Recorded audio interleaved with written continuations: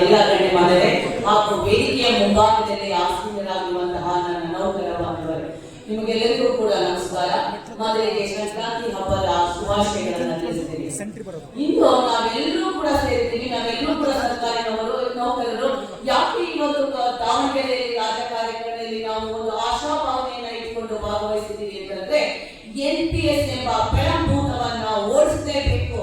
ಏನು ಸರ್ಕಾರ ಬಂಡವಾಳಶಾಹಿಗಳ ಕೈಯಲ್ಲಿ ಈ ಸರ್ಕಾರಿ ನೌಕರರು ದುಡಿದಂತಹ ಕಷ್ಟದ ಹಣವನ್ನ ಅಲ್ಲಿ ಇನ್ವೆಸ್ಟ್ ಮಾಡಿ ಸರ್ಕಾರಿ ನೌಕರರಿಗೆ ಎಲ್ಲೋ ಒಂದು ಕಡೆ ಮೋಸವನ್ನ ಮಾಡೋದಕ್ಕೆ ಹೊರಟಿರುವಂತಹ ಈ ಒಂದು NPS ವಿರುದ್ಧ ಹೋರಾಟ ಮಾಡೋದಕ್ಕೆ ನಾವೆಲ್ಲರೂ ಕೂಡ ನಾವು ಸೇರ್ತೀವಿ.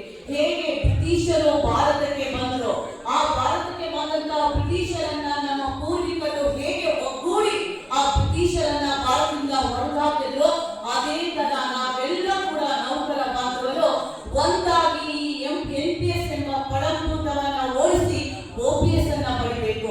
ಅನೇಕ ತೀರ್ಪುಗಳಲ್ಲಿ ಸುಪ್ರೀಂ ಕೋರ್ಟ್ OPS ಎಂಬುದು ಒಂದು ಹಕ್ಕು ಅಂತ ಕೂಡ ತೀರ್ಪನ್ನ ಕೊಟ್ಟಿದೆ. ಇದು ದತ್ತಿಯಲ್ಲ, ದಾನವಲ್ಲ. ಪ್ರತಿಯೊಬ್ಬ ನೌಕರನು ತಾನು ತನ್ನ ಸೇವೆಯಲ್ಲಿ ಸಲ್ಲಿಸಿದಂತ ಸೇವೆ ನೀಡುವಂತಹ ಒಂದು ಅದು ಕೂಡ ಒಂದು ಸಂಬಳ ಕೂಡ ಆಗುತ್ತೆ. ಸೊ ಇದನ್ನ ಅನೇಕ ತೀರ್ಪುಗಳಲ್ಲೂ ಕೂಡ ನ್ಯಾಯಾಲಯ ವಿಚಾರಣೆಯನ್ನ ಮಾಡಿದೆ. DS ನಗಾರ ಕೇಸಲ್ಲೂ ಕೂಡ ಕ್ಲಿಯರ್ ಕಟ್ ಆಗಿ ಹೇಳಿದೆ, ಪ್ರತಿಯೊಬ್ಬ ನೌಕರರಿಗೂ ಕೂಡ OPS ಅನ್ನ ಪಿಂಚಣಿಯನ್ನ ನೀಡಬೇಕು ಅನ್ನೋದನ್ನ ಕೂಡ ನ್ಯಾಯಾಲಯ ಈಗಾಗಲೇ ಕೂಡ ಹೇಳ್ಕೊಂಡು ಬರ್ತಾ ಇದೆ. ಆದ್ರೂ ಕೂಡ ಸರ್ಕಾರ ಎಲ್ಲೋ ಒಂದು ಕಡೆ ನೌಕರರನ್ನ, ಯಾಕೆಂದ್ರೆ ನೌಕರರು ಸರ್ಕಾರಿ ಸೇವೆಗೆ ಸೇರಿದ ದಿನದಿಂದ ತಮ್ಮ ನಿಷ್ಠೆಯಿಂದ ತಮ್ಮ ಕರ್ತವ್ಯಕ್ಕೆ ದ್ರೋಹವನ್ನ ಮಾಡದೆ ಹಗಲು ಇರುಳು ಎನ್ನದೆ ಸೇವೆಯನ್ನ ಸಲ್ಲಿಸ್ತಾರೆ. ಅದರಲ್ಲೂ ಚುನಾವಣೆಯ ಸಂದರ್ಭಗಳಲ್ಲಿ, ಸೆನ್ಸಸ್ ಸಂದರ್ಭಗಳಲ್ಲಿ ನೌಕರರ ಪಾಲು ಹೇಳುತ್ತಿರಲಿಲ್ಲ. ಅಂತಹ ನೌಕರರ ಸಂಧ್ಯಾಕಾಲದ ಬದುಕು ಅತ್ಯಂತ ಒಂದು ಗೌರವಿತ ಬದುಕಾಗಿ ಬೇಕೇ ವಿನಃ ಅಮಾನುಷವಾದ ಬದುಕಾಗಿರಬಾರದು.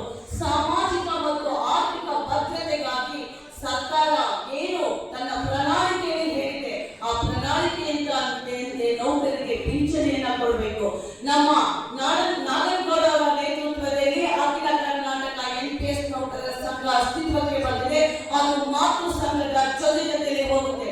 ಹೇಗೆ ಮನೆಯ ಯಜಮಾನನ ಬಿಟ್ಟು ನಾವು ವ್ಯವಹರಿಸುವುದಕ್ಕೆ ಆಗೋದಿಲ್ಲ, ಅದೇ ರೀತಿ ನಾವು ಮಾತೃ ಸಂಘವನ್ನ